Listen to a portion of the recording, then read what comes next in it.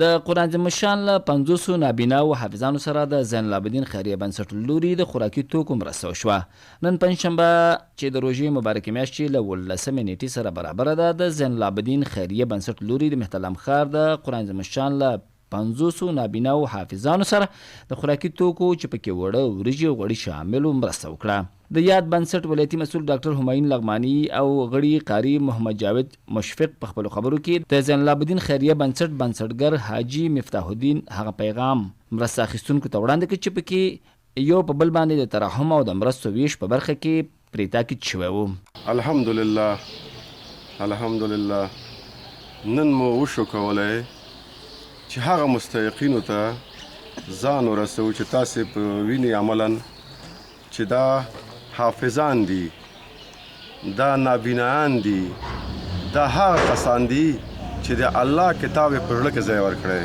واقع چې دوی مستحقین دي چې د بنیاد حاجي زین العابدین خیریه بنسټ له خوا نه د دې نوبت نن ورسېده. انشاءالله د دې تعداد به تر د 500 شاوخوا وي او دا لړۍ روان ده او موږ به مخکې ځو. بنیاد خیریه زین العابدین خیریه بنسټ دغه 2 میاشتې مسلسل مرستې کوي د بېوزلې کورنیو سره، ناچارو سره، غریبانو سره، یتیمانو سره، بندیانو سره چې څوک بندي وي د هغو فامیلونو سره. نن وار رسېدلی دی یو ځل داسې کسانو ته چې دا د قرآن عظیم الشان حافظان هم دي، خو ړانده هم دي، په سترګو نه د سترګو نابینا هم دي. الله تېنه د سترګو لیدل اخیستلي دي. داسې خلکو ته وار رسېدلی دی. زه ډېر افتخار کوم په دې باندې چې دغسې د قرآن عظیم الشان حافظان راغلي دي او دوی ته موږ دغسې مرستې ورکوو. د بنیاد خیریه زین العابدین چې اوس سرپرسته کوي حاجي صاحب مفتاح الدین لغمانی، الله دې ورته ډېر اجرونه ورکړي. دایمن یې موږ ته امر کړی چې داسې کورونه، بېوزله کورونه، ناچاره کورونه پیدا کړئ چې تاسو ورسره مرستې ورسئ او موږ او تاسو ټولو مسلمانانو ته الله جل جلاله اجرونه راکړي.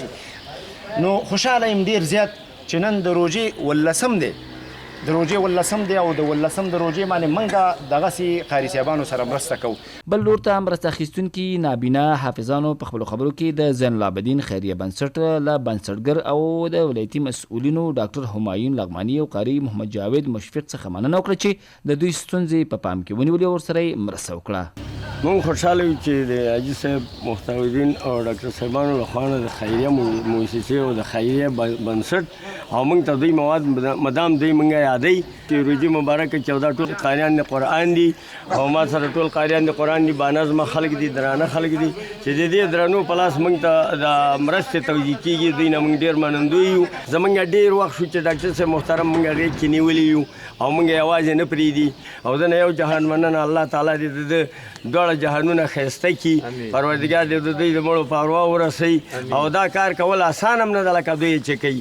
دا څوک کولی هم نه شي چې برکتي خلک نه وي لکه ډاکټر صاحب دی او قاري صاحب محمد جاوید غوندې برکتي خلک ورسره دي او پر د الله په توکل سره دوی مخکې روان دي. موږ د لغمان د حافظان چې یو د حاجي صاحب محترم نه ډېر منندوی یو او الله دې وکړي چې دا پروسه نور هم وغځېږي. د دې خیریه بنسټ نه ډېره مننه، موږ سره همیش مرستې کړي دي او نن واقعا ډېر داسې دا به انشاءالله ډېر ښه مرسته یې دی چې د لغمان د حافظانو سره داسې خلکو سره دوی مرسته کوي چې هغه ډېر بې وضاحته دي، کار نشي کولی، کسب نشي کولی، ډېر وخت نه موږ سره مرستې کوي او موږ پیژني د نږدې نه موږ انشاءالله ورسره هغه لرو. الله دې دوی ونازوي، دوی چې دا حافظان د بېسترګې خلک نازوي، الله دې دوی ونازوي. دا یاد ونیول چې تر دې وړاندې هم په کراتو د یاد بنسټ لوري د لغمان په بېلابېلو سیمو کې له غریبو او اړمنو کورنیو سره مرستې ترسره شوي.